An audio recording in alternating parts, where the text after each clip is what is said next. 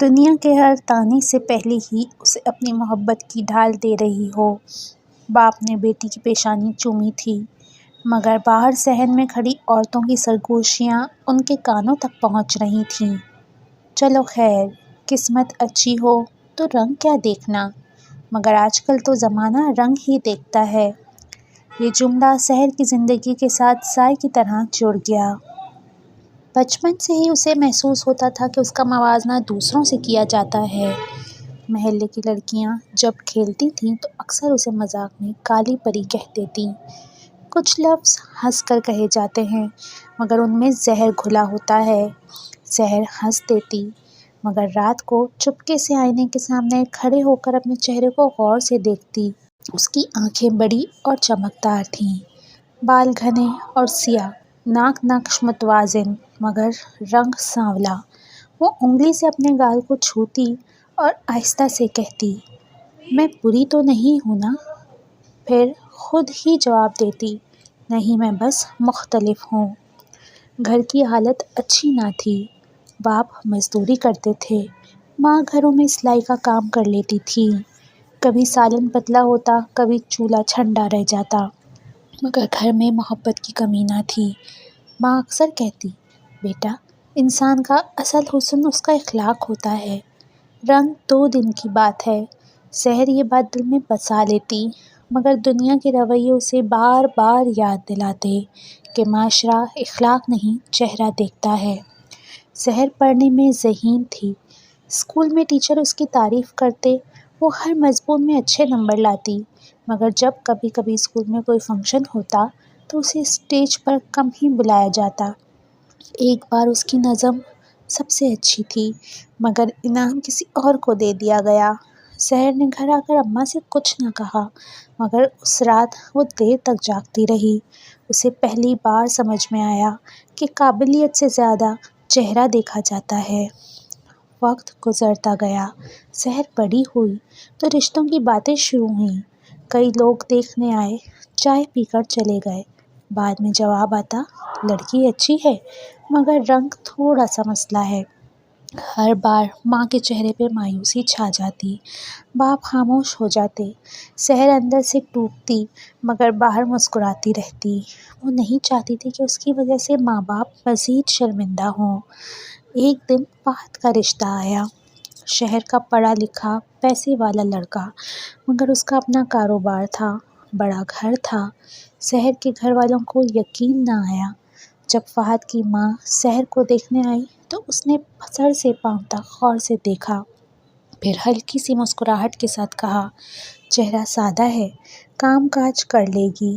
ماں نے فوراً جواب دیا، جی، بہت محنتی ہے۔ سحر نے نظریں جھکا لیں۔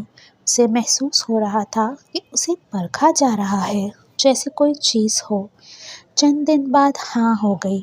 بعد میں کسی ذریعے سے سحر کے کانوں میں بات پڑی کہ فہد کے گھر والوں نے جان بوجھ کر سادہ اور دبی ہوئی لڑکی ڈھونڈی ہے تاکہ وہ سر نہ اٹھا سکے اور فہد کی کمائی سے پورا گھر آرام کرے۔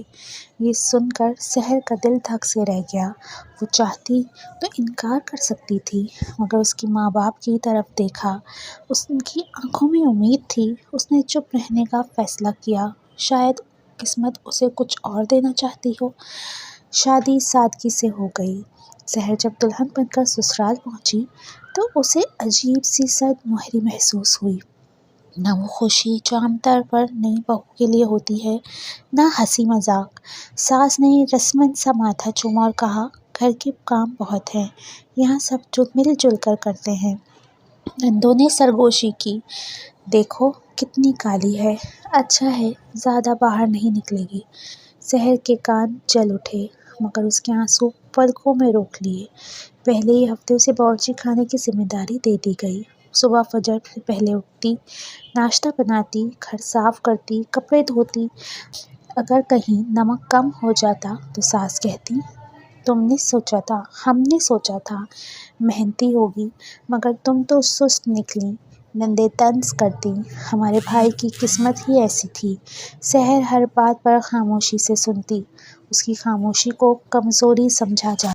دعوتوں کا ذکر آتا تو اسے گھر پر چھوڑ دیا جاتا، مہمان زیادہ ہیں، تم تھک جاؤ گی۔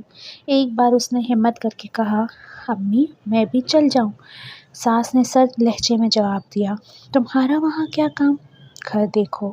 اس دن سحر نے پہلی بار محسوس کیا کہ اسے چھپایا جا رہا ہے، جیسے وہ کوئی گناہ ہو جسے دکھانا مناسب نہ ہو۔ فہد گھر آتا تھکا ہوا ہوتا تھا، وہ زیادہ بات نہیں کرتا تھا۔ سحر نے کئی بار چاہا کہ وہ اپنے دل کی بات کرے، مگر ہر بار خاموش رہ گئی۔ ایک رات اس نے دھیرے سے پوچھا، کیا آپ کو میرا رنگ برا لگتا ہے؟ فہد نے چونک گیا۔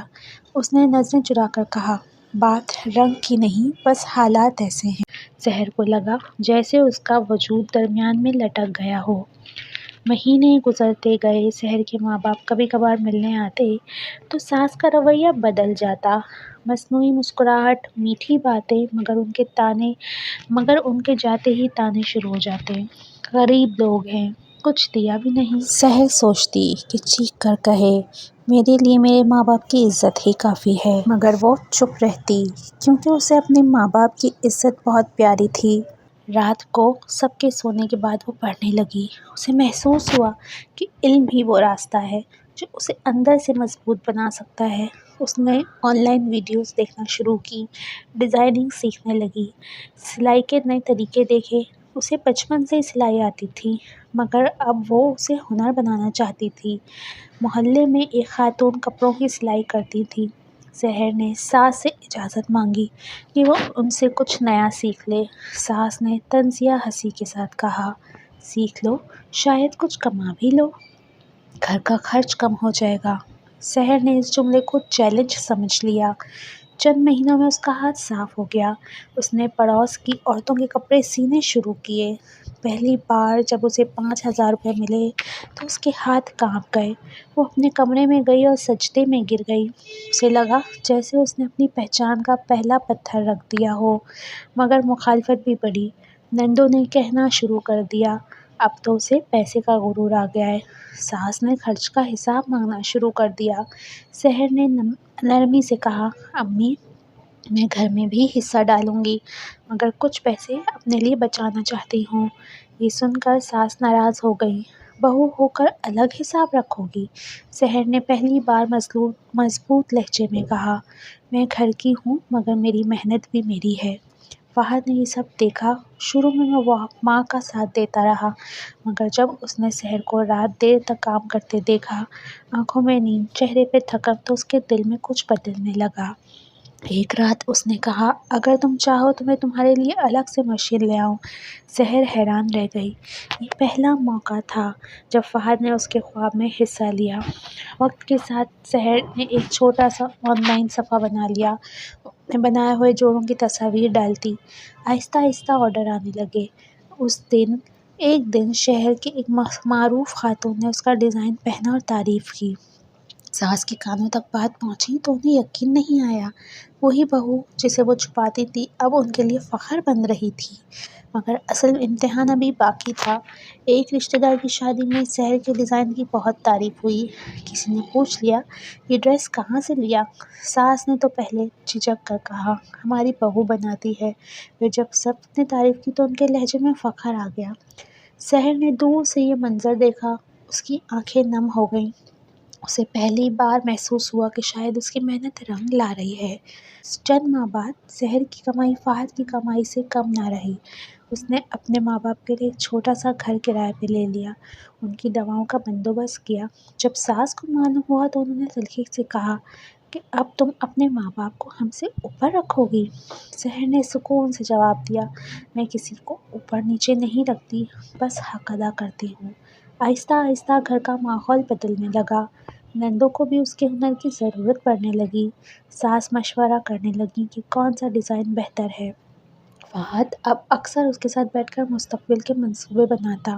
ایک دن اس نے سحر سے کہا، مجھے معاف کر دو، میں نے کبھی تمہیں سمجھنے کی کوشش نہیں کی۔ سحر نے مسکرا کر کہا، دیر سے ہی صحیح، مگر آپ نے سمجھ تو لیا۔